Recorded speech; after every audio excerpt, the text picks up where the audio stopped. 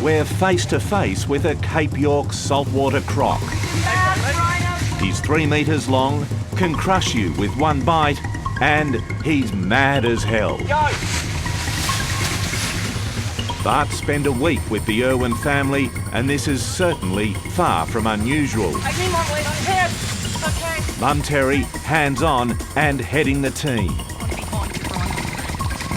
The familiar face of 10-year-old Bindi. He's beautiful. And in the thick of it, the latest Irwin wildlife warrior, the one they used to call Baby Bob, 4-year-old Robert. Building.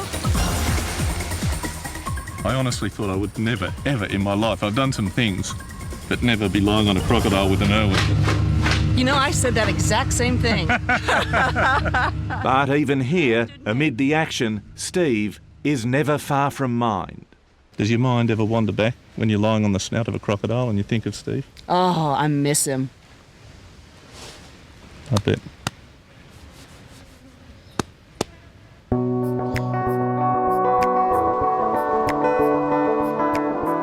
It's 2 years since Steve was fatally stabbed by a stingray while filming a documentary on the Great Barrier Reef. This stunning rainforest on the Wenlock River in Cape York was the last place they were together as a family just days before his death. They now return every year, an annual pilgrimage, to continue his scientific work surveying and studying the wildlife. I'd say it's probably one of the most beautiful places on Earth. Beautiful eucalyptus trees, rainforest, wildlife that you don't see in a lot of other places, like palm cockatoos and cuscus. The best crocodiles, the most beautiful river, with the most freshwater fish of anywhere in the country. For the kids, it's an idyllic childhood, much like how their dad grew up. Get to work, Bindi. Aye, aye. For the next month, this wild country will be their backyard, We can see his boot in there. and the critters of the bush, their playmates. I like his little funny legs. Whoa. He's saying I'm not very funny. And he's saying I'm very deep. This is the world they've been born to. Who could forget the storm of controversy when Steve held a 4-week-old Robert in front of a hungry croc? Hang on, Robert. No, I can get down on myself. Today, he's a chip off the old block, Back up and not let you help me. Okay? I'm not touching him. the spitting image of his dad, with all the bravado of the croc hunter himself. This one's fall right there. Come on, Robert. Fall. Can I help you? No, Mr. Independent. Jump. Oh! A lot of his mannerisms, things that he says, they're so much like Steve. And it's an interesting study of following in your family's footsteps. He's a little Steve clone. First winner. Have a look at this! Not surprising, though, when you discover that this family has an unusual daily ritual, watching Steve's DVDs over breakfast. Yeah, I'll pull one out every morning. And the kids look forward to seeing a daddy DVD. And I think that is somewhat comforting and familiar. It certainly is to me. I think it's nice while we're having breakfast to hear his voice in the background. Isn't she cute as a little bug? It's just kind of special. She's got a cute little bottom too, look at her. Don't go too close to her now. It's the life Steve always imagined for his family, communing with nature and using that knowledge to spread the environmental message to the world. She's a good snake, isn't she? Terry's determined to see that through. Is it bedtime, Wibbly Pig? No, silly. I'm still in the bath. But when the day is over and the kids have gone to sleep, the loss is still raw. What they don't tell you when you lose someone is that you're afraid. And you expect to be sad.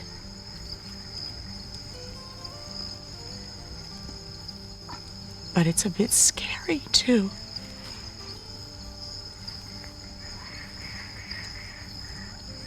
What scared you the most? I think just tackling things on my own and not having my best friend. Okay. You don't have to worry because we cut the sides off. And since Steve's death, Terri has also had to cope alone with criticism of how she's bringing up the kids, especially accusations of exploiting Bindi. This tastes good. Good, I'm glad. Why are you convinced you are doing the right thing by Bindi? I know in myself that Bindi and Robert are having the most magical childhood. They get to travel and see the world and visit museums and people and places that most Australian children will never see. In just 2 years, Bindi's become the most famous 10-year-old in the world.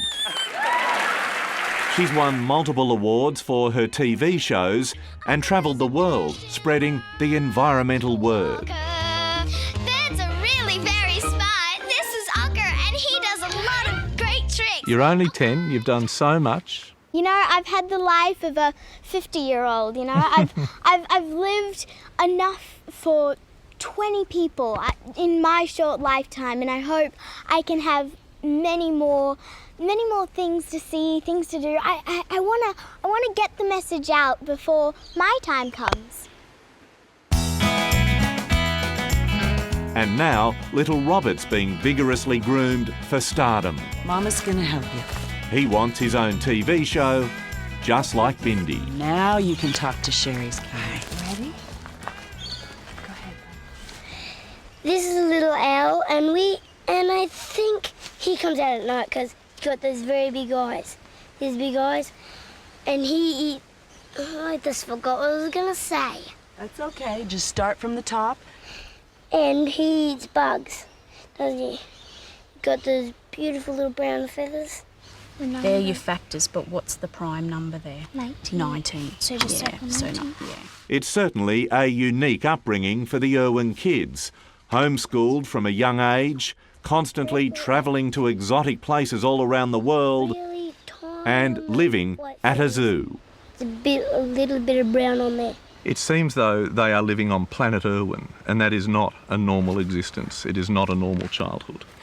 I think it's wrong to say to Bindi, you're not normal. I think that's almost hurtful. I don't think Bindi's abnormal. Perhaps she's doing something that most kids don't. I'll grant you that. But I see it as a wonderful opportunity. I see it as an asset, not a liability. And I see a happy little girl who plays the same games all the other kids play. While there's time for the kids to relax, for Terri, this trip is mostly serious business. As well as conducting her research, she's also involved in a bitter fight to stop a mining company starting operations on this massive property. I've lost so much sleep over this and have had such concern over this, but I think I got it for a reason. A year ago, the Howard government donated over $6 million to turn this 135,000 hectare Cape York cattle station into a wildlife reserve in Steve's honour. But it's also rich in minerals. And now the miners want to move in.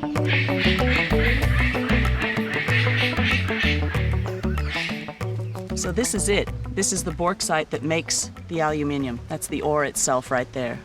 And this stuff has locked you in a fight with the mine. This is what it's all about. Absolutely. Hi, Mrs. O'Connor. How are you today? This battle is a family affair, and as always, Bindi is centre stage. We don't need to mine everything, especially the Steve Irwin Wildlife Reserve. At the evening campfire, Bindi practices the puppet show she's performing at schools in Cape York to campaign against the mines. Many threatened and rare species of plants and animals will die.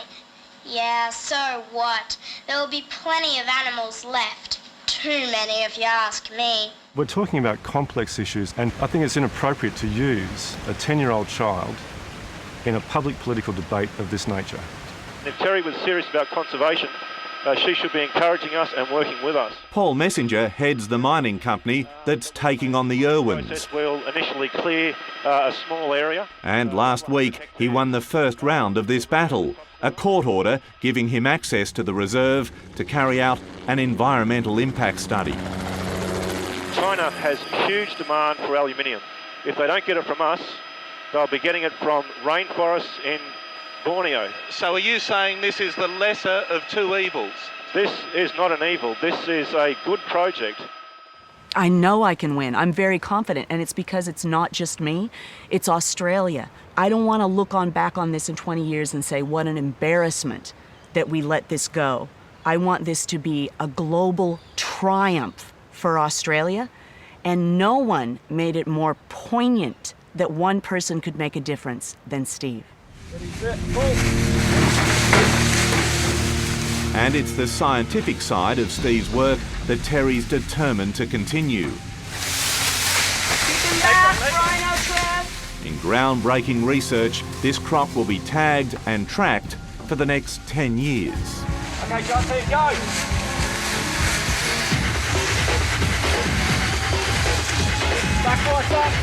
Don't you love them? We're sharing the planet with dinosaurs. They're certainly worth protecting. And we're only really learning about them in the last 30 years. Absolutely. And I've got a surprise for you. Another one. For the next 10 years, we'll be tracking Peter Overton. So what, you're naming this crop? Congratulations, mate. Building. So when he starts building, you can feel it? Yes, you can. Yeah. Building.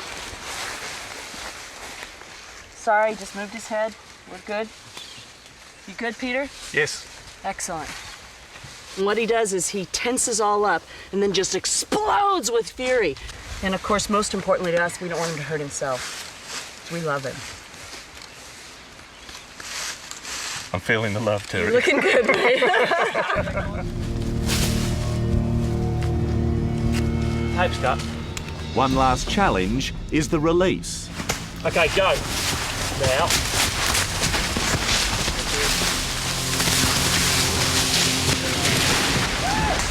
Yes, you got him. It's a success. I did a great job. Thanks, mate. Thank you. Thanks for your help. And thank you for our special crocodile that we caught named Peter. It may be a vastly different life from the rest of us, but in all they do, the Irwins are living Steve's dream. And Terri pursues that dream to honour his legacy. The greatest tragedy, he's not here to share it. You know, when I get back from this trip, I'll go home alone and I'll unpack alone. And it was hard packing 3 swags instead of 4. But I'm a very determined woman, and I think that I certainly have the strength and courage to face what I need to face, and I'll never give up.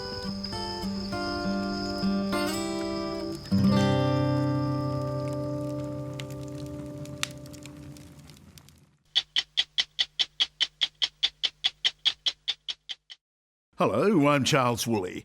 Thanks for watching. To keep up with the latest from 60 Minutes Australia, make sure you subscribe to our channel. You can also download the 9Now app for full episodes and other exclusive 60 Minutes content.